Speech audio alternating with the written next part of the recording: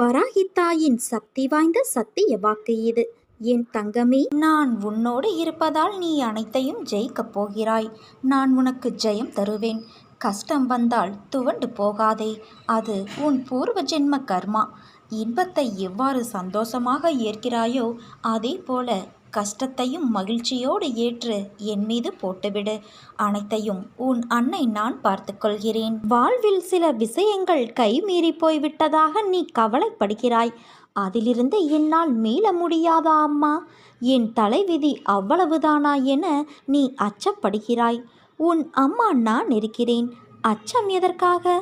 உன் தலைவிதியை தலைகீழாக மாற்றி உன்னை தலை நிமிரச் செய்ய உன் அம்மா நான் இருக்கிறேன் தங்கமே. உன் படிப்பு, அறிவு, திறமைக்கு உனக்கு முன்னேற்றத்தை நான் தருவேன். கர்ம வினையை கண்டு பயப்படாதே. உன் வாழ்க்கையில் அனைத்தையும் தீர்த்து நீ வெற்றியும் பெறுவாய்.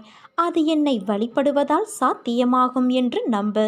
உன் வாழ்வில் நினைத்தது எல்லாம் நடக்கும். உன் மனதில் கோபம், ஆதங்கம், வெறுப்பு என எல்லா சுமைகளையும் சுமந்து கொண்டு ஏன் இப்படி நிம்மதியை இழக்கிறாய்? ஒரு நிமிடம் உன் மனதை அமைதிப்படுத்த போராடுகிறாய். உன்னை அழுத்தும் அனைத்தையும் அறிந்தவள் நான். நான் உன் மனதிலும் உன் உலகத்திலும் உனக்காக வாழ்கிறேன். நான் எப்படி வெறுமையாய் நின்று கொண்டு இருப்பேன்? கையில் சூடுபட்டாலே தாங்காத உன் மனம் கொதிக்கின்றது. உன் மனதில் ஓடும் எதிர்மறை எண்ணங்கள் உன்னை வலுவிழக்க செய்கிறது. மனதில் பலமில்லாமல் நீ தவிக்கின்றாய். உன் மனதில் உள்ள குமுறலும் நான் அறிவேன் குழந்தையே. ஏன் எனக்கு இவ்வளவு கஷ்டம் என்கிறாயா? கஷ்டம் யாருக்கு இல்லை? படைத்து காக்கும் இறைவனுக்கும் கஷ்டம் இருக்கிறது. நீ முந்தைய கர்ம வினையால் அவதிப்படும் போது, என் நாமத்தை உச்சரிக்கும் போது யாகத்தில் எரிகின்ற தீ போல உன் கர்ம வினைகள் எரிந்துவிடும். என் நாமமே உனக்கு பாதுகாப்பு கவசமாய் இருக்கும்.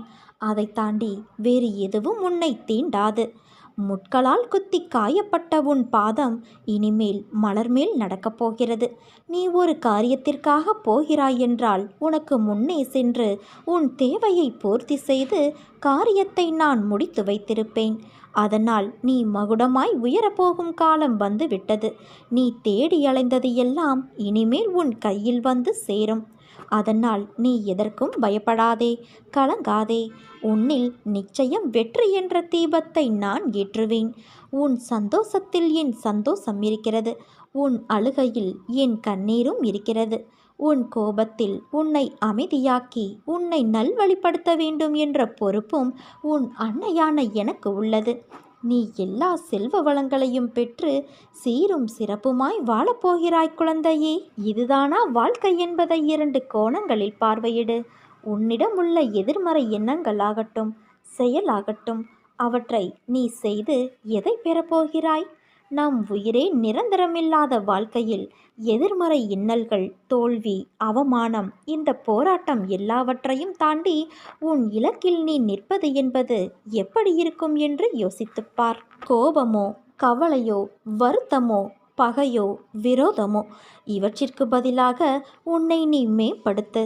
உனக்குள்ளே உன் மனதில் நிறுத்திய உன் அன்னை எப்படி உனக்கு தவறான வழியை தருவேன்? ஒரு பக்கம் இதை செய்யலாம் என்று தோன்றும், இன்னொரு பக்கம் இதை செய்தால் நிம்மதி இருக்காது என்று தோன்றும். மனிதனுடைய இயல்பான புத்தியின் நிலை நிம்மதி பற்றி யோசிக்காது. இதை ஆராய்ந்து பார்க்கத்தான் யோசிக்கும்.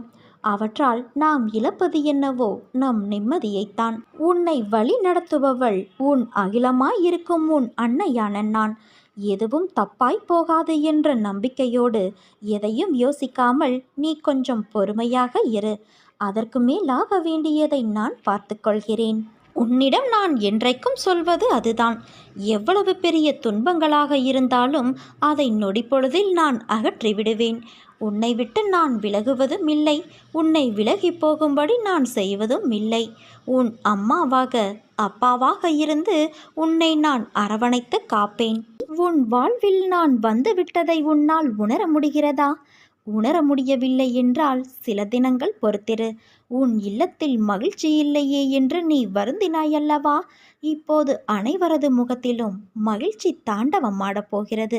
உன் இல்லத்தில் நடக்கப் போகும் நல்ல நிகழ்வுகளால் நீயும் உன் இல்லத்தில் உள்ளவர்களும் மகிழ்ச்சியடையப் போகிறீர்கள். உன் நல்ல எண்ணங்களுக்கான பலனை நீ அனுபவிக்கப் போகிறாய் குழந்தையே. மகிழ்ச்சியாக இரு. இது உன் அன்னையின் வாக்கு. நீ அனைத்திலும் இருந்து வளர்ச்சியடைவாய். நான் அடைய வைப்பேன். உலக நியதிக்கு கட்டுப்பட்டு தர்மத்தின்படி தூய வாழ்க்கை நடத்து. நீ உன்னுள் இருக்கும் கவலைகளை பிறரிடம் காட்டிக்கொள்ளாதே. சிலர் உனக்கு முன்பாக உதடுகளில் வருத்தம் தெரிவித்து மனதளவில் நீ படும் துயரங்களைக் கண்டு மகிழ்கிறார்கள். யார் உன்னுடைய உண்மையான நலம் விரும்பி என்பதை புரிந்து கொள். நம்பிக்கையோடு இரு. உன்னை சுற்றியுள்ளவர்களும் உன் அன்பை புரிந்து கொள்ளும் நேரம் வரும். உன்னுடைய விடியலுக்காக காத்திருக்காமல் மற்றவர்களின் விடியலுக்காக நீ துணையாக இருக்கிறாய். அதுவே உன் வளர்ச்சிக்கு தடையாக இருக்கிறது. உன்னை அவமதிப்பவரைக் கண்டு ஒருபோதும் விரக்தியடையாதே. அவர்களே அதிர்ச்சியடையும் அளவுக்கு நீ அசாதாரண சக்தியோடு அவர்கள் முன் வளர்ச்சியடைவாய். என் கருணை பார்வை உன்மீதே இருக்கிறது.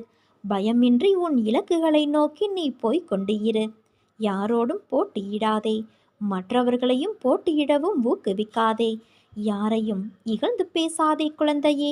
எவரையும் துச்சமாக கருதாதே.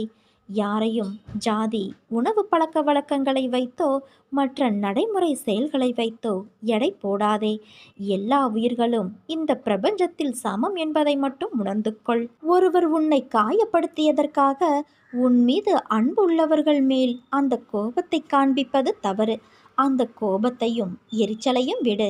நம்பிக்கையானவராக அவர்களுக்கு நீ இருந்தும் உன்னை காயப்படுத்தியதற்கான உண்டான தீவினை நிச்சயம் அவர்களை போய் சேரும். நிம்மதியோடும் நீ சந்தோஷத்தோடும் வாழ்வாய். அதற்கு உன் அன்னையான நான் பொறுப்பு. வெற்றிக்கு நடுவில் இடையூறாக உன் வாழ்வில் இந்த சிறிய சறுக்கல் தோன்றுகிறது. அது உன் மன வலிமையை சோதிப்பதற்கே நடத்தப்படுகிறது. அந்த நேரத்தில் மன வலிமையோடு நீ போராடி அதற்கான துணிச்சலை கொண்டு அவற்றிற்கு வரும் தடையை எதிர்த்து பொறுமையும் நிதானத்துடனும் கூடிய நம்பிக்கையோடு செயல்பட்டால் அகிலமே உனக்கு கிடைத்த வெற்றி என்பது போன்ற உணர்வை நீ அடைவாய்.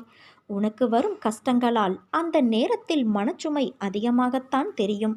ஆனால் நீ மனம் தளராது நின்றால் எல்லாம் வெற்றியே.